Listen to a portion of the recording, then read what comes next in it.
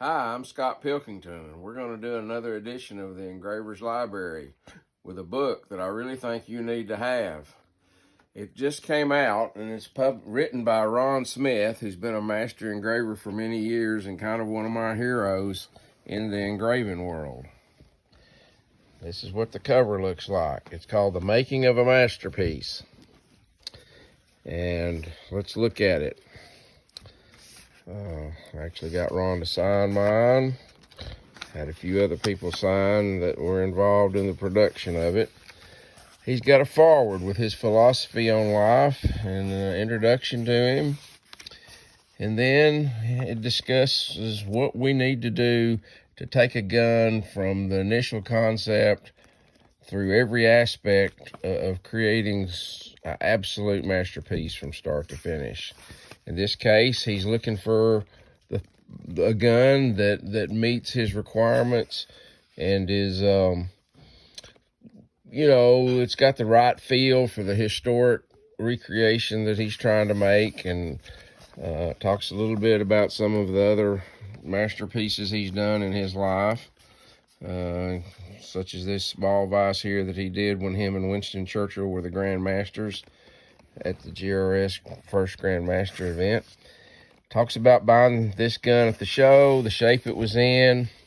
Next chapter is restoring the metal, and goes through the process of cleaning up the metal with files and sandpaper and rifflers and the various means that you're going to do to get the metal crisp and clean. Then he talks about the fitting of the wood, selecting the stock, fitting the tangs, and then we go into inlaying the ivory into the wood. Lots of little details here, cutting the slots, modifying tools to do the work. Then we start into carving the wood. All the little details on making little sharpening fixtures to cut pieces and create patterns that are three-dimensional, sculpted. And then he gets into what we're really into, the plan for the engraving.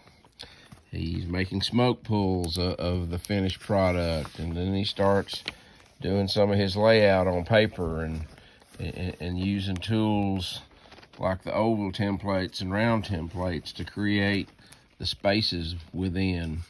And he starts kind of making some temporary or initial points with gold engraving or gold inlays.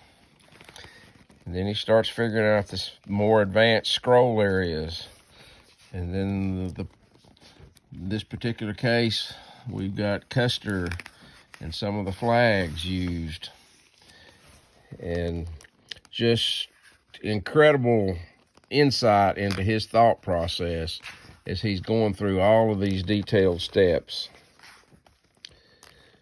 And here's a couple of pictures of the finished gun. But now we start into the actual engraving itself. Working, doing the inlays, cutting background, starting to shade, creating the figures, doing the outlines of the figures, using various colored golds to create different shading effects. I just can't emphasize, there's so many thoughts that he puts into here that are way beyond a normal engraving course. So here we're seeing more details of him working through the scenery process, doing the Bellino cuts, adding more details around the rest of the gun that still match the overall historical theme. The cover plate here, we've recut some of the lettering to make it a little deeper and clearer. In this particular gun, it's one of the things that just blew everybody away when they saw it, was the Indian beadwork. And this is something that's was just an incredible touch. And here he's doing the process of the inlay of the various metals and creating the effect of beadwork. And anyway, there's just so much material here. Of course, we've got lots of pictures of the final creation, the gun as it was finished, photographed by another famous engraver, Sam Welch. And all of those are worth the price of admission.